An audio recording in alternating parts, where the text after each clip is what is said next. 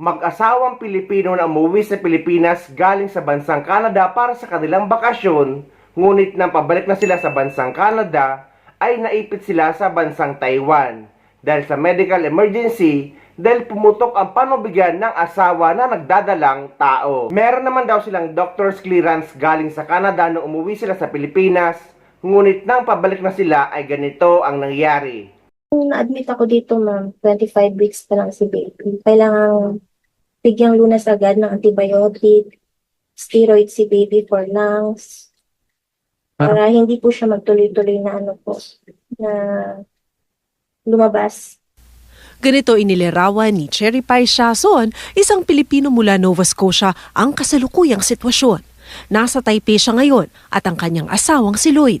Matapos pumutok ang kanyang panubigan habang asa layover, pauwi sana ng Canada mula Pilipinas noong January 9. Supposed to be po, uuwi talaga kami, ipipilit sana po namin. Kaso naisabi ng doktor, baka during flight, mag-labor po ako. Continuous leaking po, kaya risk po talaga.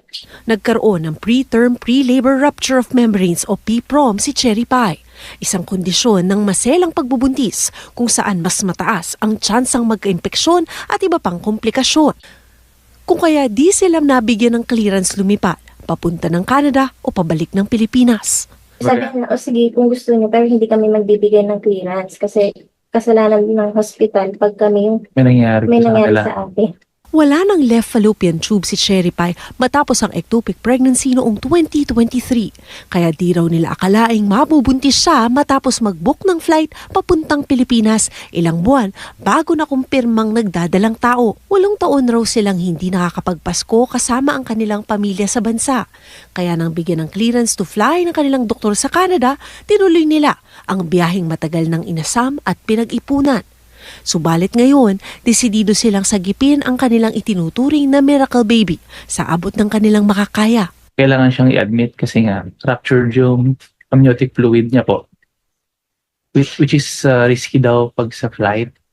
Ayoko naman na i-risk yung si baby tsaka siya. Ang komunidad sa Atlantic Canada mula Prince Edward Island hanggang Nova Scotia nagsasagawa ng isang fundraiser sa pamamagitan ng isang GoFundMe para makatulong sa pagpapagamot at bayarin sa ospital ng pamilyang Siason. Yung mga tumulong sa amin, tumutulong po at sa mga tutulong pa.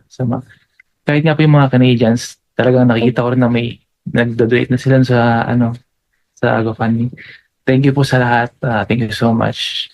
Gusto ko man isa-isahin sila na pasalamatan kasi hindi ko sila kilala lahat. Ingat-ingat na lang talaga sa mga kababayan nating buntis na magta-travel. Kapag hindi nyo kaya or alam nyo hindi nyo kaya or hindi kayo sigurado, ay mas maigi na wag na lang kayong bumiyahe.